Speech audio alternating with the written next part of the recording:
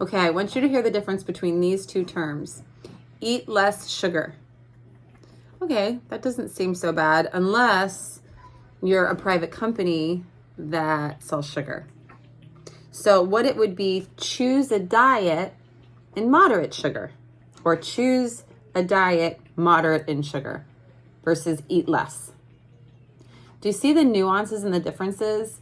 Language matters.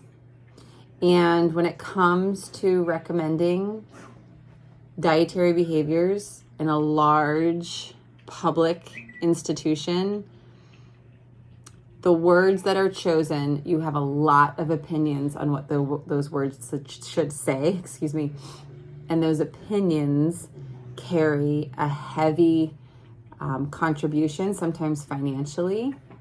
And I think that's what people are wanting a change in 2025.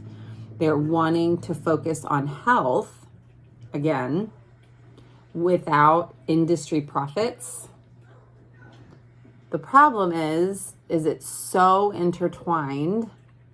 Are people willing to go to bat, risking losing industry-funded profits or industry, I'm not making sense, industry-funded programs?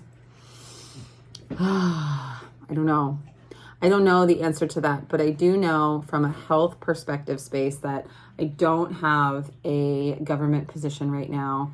I do work with people one-on-one very intimately. I do teach at a public institution.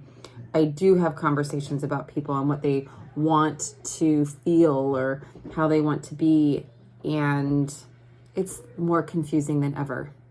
I have more conversations about what people see on YouTube, TikTok, or Instagram than ever before. And I think the overabundance of information creates this overwhelm, and you don't know who to believe and you don't know what to trust.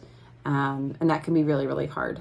And so navigating this slowly, finding spaces that people want to hear your opinion more than hear them self-talk would be wise. Hope this helps.